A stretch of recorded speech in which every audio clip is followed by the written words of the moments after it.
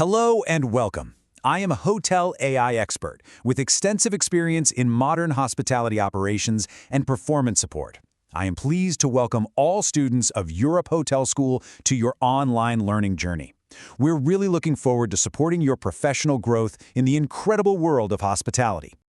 So, this explainer is carefully designed to give you practical, actionable knowledge that aligns directly with real, ultra-realistic luxury hotel operations.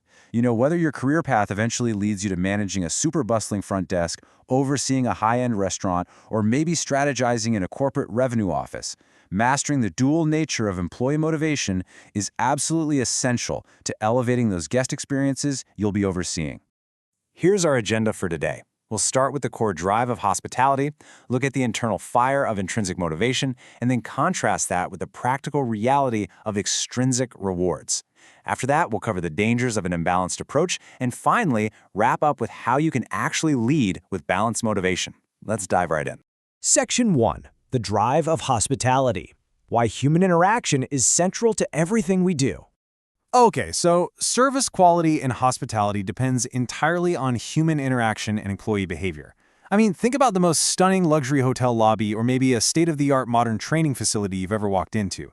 The architecture, the lighting, the premium amenities, they're all beautiful, right? But what actually creates a consistent, truly memorable guest experience? It's the people, period. Understanding what shapes your employees' behavior is literally the bedrock of effective leadership. Moving on to Section 2. Intrinsic, the internal fire, or motivation from within.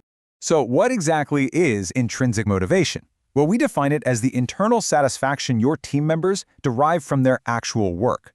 It's driven by pure enjoyment, genuine interest, personal pride, and a deep sense of purpose, rather than just external rewards. Think about when a concierge feels that rush of genuine satisfaction after securing an impossible dinner reservation for a guest, or when a server totally masters a highly complex tableside skill. That motivation, it comes entirely from within. It's an internal fire. Now, as a leader, you can actually build this internal fire through 3 core pillars. First up is autonomy, which basically means giving your team the freedom to personalize service without constant over-the-shoulder micromanagement. Second is competence. This is that unshakable confidence built through rigorous training and good feedback. And third, purpose. When an employee knows exactly why their specific daily role matters to the broader brand reputation, their intrinsic drive naturally shoots right up. And this philosophy is actually the cornerstone of your institution. At Europe Hotel School London, you're learning that true service excellence can't just be forced. It's got to be cultivated through a solid foundation of deep intrinsic professional pride. Which brings us to Section 3, extrinsic, the practical reality.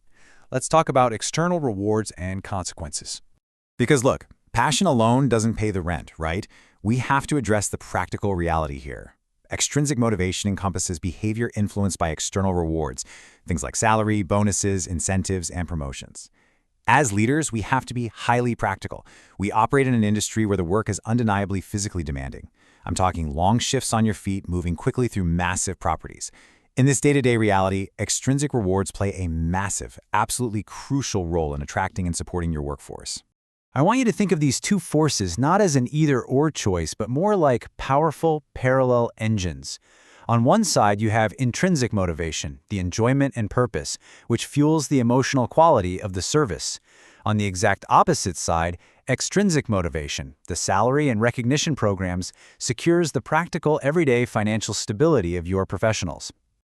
But what happens when these get out of whack? Section 4. The danger of imbalance. The friction of extremes.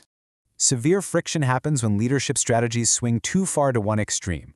If you operate with an over-reliance on extrinsic rewards, you end up creating purely transactional relationships. Your team will literally only perform for the financial incentive. Sure, that yields some short-term compliance, but there's rarely any long-term engagement.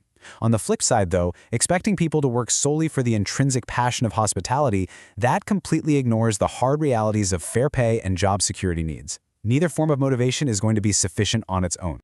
The absolutely crucial takeaway here is acknowledging the frontline reality. Your employees face both the immense joy of a thrilled guest and the really heavy extrinsic pressure of emotional labor. That constant requirement to project a warm, welcoming demeanor regardless of how physically exhausted they might be. Leaders who really understand this complex friction are the ones who design truly effective strategies. So how do we fix it? Section 5.